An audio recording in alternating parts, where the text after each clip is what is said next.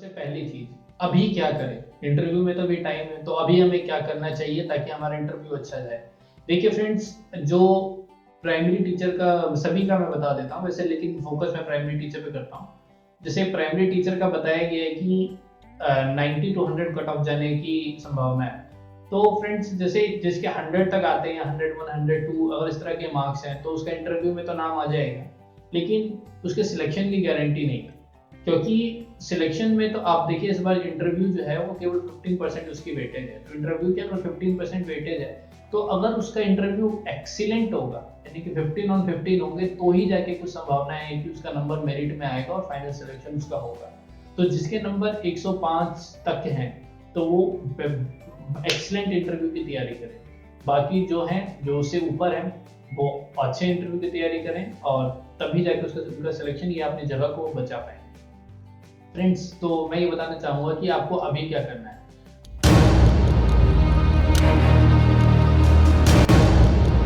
अभी सबसे पहले आप ये डिसाइड करो कि आपको किस प्राइमरी लैंग्वेज में इंटरव्यू देना है। यानी कि इस टाइम में आप ये डिसाइड कीजिए कि आपको इंग्लिश में इंटरव्यू देना है या हिंदी में इंटरव्यू देना है।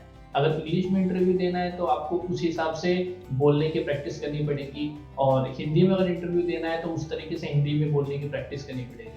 बोलने की प्रैक्टिस से मेरा ये मतलब है कि अगर आप इंग्लिश में बोल रहे हैं या हिंदी में बोल रहे हैं, तो जैसे मान लीजिए मेरी मातृभाषा हिंदी है, और तो फ्रेंड्स, जिस लैंग्वेज में अभी मैं आपसे बात कर रहा हूँ, ये बहुत ही कैजुअल लैंग्वेज है, और इस कैजुअल लैंग्वेज में का इस्तेमाल हम इंटरव्यू में नहीं कर सकते।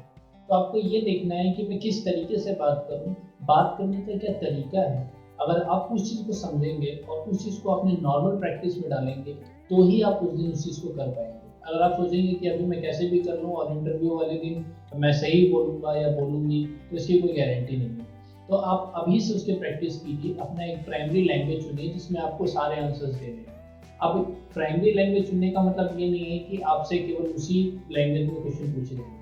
आपको ये देखना है कि इंटरव्यूअर किस लैंग्वेज में आपसे आंसर चाहता है। अगर जैसे आपकी हिंदी बहुत स्ट्रांग है और आप हिंदी में इंटरव्यू देना चाहते हैं, तो हिंदी में ही आप इंटरव्यू दीजिए, हर एक चीज़ को हिंदी में बोलिए।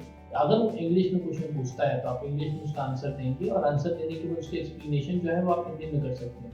मेरा प्राइमरी लैंग्वेज से ये मतलब है कि आप किस लैंग्वेज में नॉर्मल चीज़ें करेंगे, नॉर्मल बात आप किस लैंग्वेज में करेंगे। जैसे नॉर्मल इंट्रोडक्शन आप किस में देंगे, बाकी सारी चीज़ें आप किस लैंग्वेज में देना चाहेंगे। तो इस एक लैंग्वेज को चुनना बहुत ज़्यादा ज़रूरी है। उस लैंग्वेज को चुनिए और उसकी अच्छे से प्रैक्टिस कीजिए, मिरर के सामने खड़े होकर प्रैक्टिस कीजिए, और कुछ बेसिक क्वेश्चंस जो हैं उसकी तैयारी खुद कीजिए। किसी किसी दूसरे से रटे रटाए आंसर देने की जरूरत नहीं है। कुछ लोग आपको बोलेंगे कि इसका आंसर ऐसे देना है, इसका आंसर ऐसे देना है। आपसे कुछ आपका इंट्रोडक्शन पूछेंगे, तो उसका इंट्रोडक्शन कुछ इस तरीके से दें, उसके लिए पूरा बायोडाटा पहले से याद कर लें ताकि वहाँ पे कोई दिक्कत ना हो, रट्टे मार लें। तो आप नॉर्मल चीज़ें ही करिए, रट्टा कुछ मत मारिए। अगर आप रट्टा मारेंगे तो समझ में आ जाएगा कि ये रट के बोल रहा है, और रट के बोलने में कोई ओरिजिनलिटी नहीं होगी, तो उसका बहुत ही नेगेटिव इम्पैक्ट पड़ेगा। जिस दिन मैं इंटरव्यू के लिए गया था, मैंने देखा था बहुत सारे बच्चे ऐसे थे जो कि एक पूरा पूरा पेपर उसका लिखा हुआ था अबाउट माई सेल्फ, उसको याद कर रहे थे, बार बार याद करे जा रहे थे। मैंने कहा यार ये क्या, मैं उनको देख के मैं डर गया। मैंने कहा यार, अगर ये ऐसा कर रहे हैं तो मेरा सिलेक्शन तो बहुत मुश्किल है, इन्होंने तो बहुत अच्छे से प्रिपेयर कर रखा है। लेकिन ऐसा कुछ नहीं हुआ दोस्तों, मैंने कुछ भी ऐसा रटा रटाया काम नहीं किया था। मैं तो ओरिजिनल था। जो उन्होंने जिस तरीके से क्वेश्चन पूछे, मैंने उसका आंसर दिया। कई सारे लोग आपसे कहेंगे कि जैसे कई सारे क्वेश्चन ऐसे होंगे कि अपनी कुछ क्वालिटीज बताइए, कुछ अपने डिसक्वालिटीज बताइए। तो क्वालिटी कुछ ऐसे बतानी है कि वो पॉजिटिव हो, और डिसक्वालिटी कुछ ऐसे बतानी है कि वो पॉजिटिव ही लगे। जैसे मुझे मीठा पसंद नहीं है, तो ये मेरी डिसक्वालिटी है। लेकिन डिसक्वालिटी मुझे मीठा पसंद नहीं है, ये एक तरीके से एक अच्छी चीज़ है।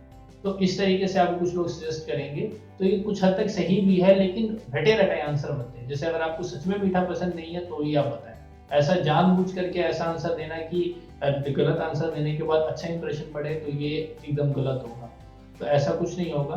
तो सबसे पहले आप लैंग्वेज को चुनिए, मेरा ये सजेशन है। सबसे पहले आप लैंग्वेज चुनेंगे, फिर उसके बाद उस लैंग्वेज में आप अपनी प्रैक्टिस कीजिए, और कुछ बेसिक क्वेश्चंस जो है, जैसे अपने बारे में, अपना खुद का आप क्या बोलना चाहते हैं, अपने बारे में, या आपकी एकेडमिक्स के बारे में, या आप टीचर क्यों बनना चाहते हैं, ऐसे कुछ क्रूशियल क्वेश्चन है, इसके बारे में आप खुद अपने आप को एक्सप्लोर करें। कुछ इसके ये तो था अपने बायोडाटा के बारे में।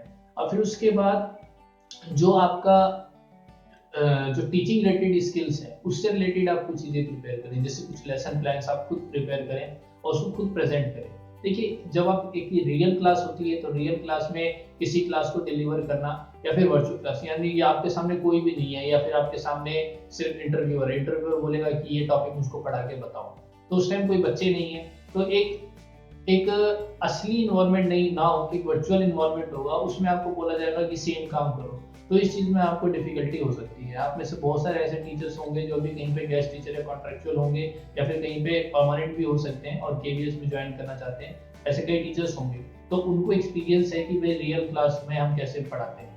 लेकिन ऐसे ऐसे जो इंटरव्यूअर जिनका भी जो ऐसे इंटरव्यू जिनको अभी ये नहीं पता कि रियल क्लास में कैसे पढ़ाना है, उन्होंने सिर्फ प्रैक्टिस करी है, तो उनको बहुत ज़्यादा डिफिकल्टी होगी ऐसी सिचुएशन में पढ़ाना जहाँ पे कोई ना हो। तो आप ऐसे में घर पे बैठ करके कुछ लेसन प्लान तैयार कीजिए हर एक सब्जेक्ट का और कुछ पावरफुल प्रेजेंटेशन तैयार कीजिए। अपने आप को बार-बार जज करो, फिर डिलीवर कर करके कि भाई ये टॉपिक को मैं अच्छे से कर पा रहा हूँ या नहीं कर पा रहा हूँ, इस चीज़ को तैयार करें। उसके बाद एक बहुत इंपॉर्टेंट चीज़ है स्किपिंग स्किल। अगर कोई क्वेश्चन आपको नहीं आता या कोई क्वेश्चन आपसे वो पूछते हैं उसका आंसर आपको नहीं आता, तो कभी भी उसको क्रॉस करके आप नेगेटिव आंसर मत दें और कॉन्फिडेंट रहें। अगर आपको लगता है कि क्वेश्चन मुझे नहीं आता तो आप आराम से बोलें कि मुझे क्वेश्चन नहीं आता, प्लीज आस्क नेक्स्ट क्वेश्चन। ऐसे आप फॉरवर्ड करें और आगे बढ़ते रहें। और मेरा पूरा मानना है कि अगर आप इन सब चीज़ों का पालन करेंगे तो आपका इंटरव्यू बहुत अच्छा जाएगा। आगे क्या प्रिपेयर करेंगे वो तो बात की बात है, जब इंटरव्यू की डेट्स आने दीजिए फिर हम सारी चीज़ों को ठीक से दोबारा करेंगे। सबसे पहले आप इस समय आपकी सबसे ज़्यादा ज़रूरत है कि आप इन चीज़ों का सबसे पहले आप पालन करें। सबसे पहले आप एक प्राइमरी लैंग्वेज, जिस लैंग्वेज आप इंटरव्यू देंगे उसकी अच्छे से प्रैक्टिस करें। फिर सेकेंडरी लैंग्वेज को सेकेंडरी तौर पे प्रैक्टिस करें। किस तरीके से आपको बात करना है, यानी कि बात करने का वह तरीका जो सुन के बड़ा अच्छा लगे या फिर उससे खुशी उत्पन्न हो, इस तरीके की भाषा का आप इस्तेमाल करें। तो ऐसे भाषा की प्रैक्टिस करें। फिर उसके बाद आप स्पीकिंग स्किल की तैयारी करें। फिर उसके बाद आप लेसन प्लान्स बनाएं और उसको डिलीवर करें। अपने कुछ बेसिक क्वेश्चंस तैयार करें, जैसे अबाउट योरसेल्फ, आपकी क्या क्या अच्छाई है या आप टीचर क्यों बनना चाहते हैं। ऐसे कुछ क्वेश्चंस हैं जिसके बारे में आपको अपना आंसर खुद बनाना होगा। अगर आप दूसरे के आंसर पर रिलाई करेंगे तो ये अच्छी बात नहीं होगी और इसका आपको बिल्कुल भी पॉजिटिव रिस्पॉन्स नहीं मिलेगा, क्योंकि दूसरे के आंसर्स में आपका रियलिटी नहीं निकलेगी। आपके एक्सप्रेशंस और आपके आंसर दोनों मैच करने चाहिए। तो इसके लिए ज़रूरी है कि आप अपने अंदर ढूंढ करके उस आंसर को निकालें कि आप आपके टीचर क्यों बनना चाहते हैं। ठीक है फ्रेंड्स, तो आप इतना प्रिपेयर करें। नेक्स्ट सेशन में बताएंगे कि इसके आगे और क्या करना है। ओके फ्रेंड्स, तो वीडियो को ज़्यादा से ज़्यादा शेयर करें, लाइक करें। कोई डाउट हो तो नीचे पूछें और आपका जो खुद के व्यूज़ हैं उसको भी आप नीचे लिखें।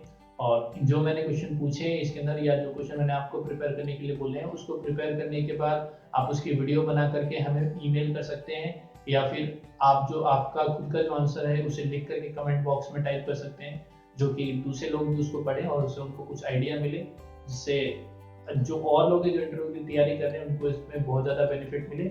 और फ्रेंड्स, हम धीरे धीरे इसको स्कूल से भी जोड़ रहे हैं अपने इस चैनल को। इसमें स्कूल से रिलेटेड मटेरियल्स, टेक्स्ट बुक की चीज़ें ऐड करेंगे। तो आपके संपर्क में जितने भी स्कूल के बच्चे हैं आप उनके साथ भी इस चैनल को शेयर कर सकते हैं, ताकि कॉम्पिटिटिव एग्जाम हो या स्कूल रिलेटेड 12th तक के जो बच्चे हों उनके क्लास रिलेटेड चीज़ें भी हम सॉल्व कर सकें। तो तब तक के लिए अलविदा चाहूँगा। जल्दी ही मिलते हैं इंटरव्यू के नेक्स्ट सेशन में। Thank you.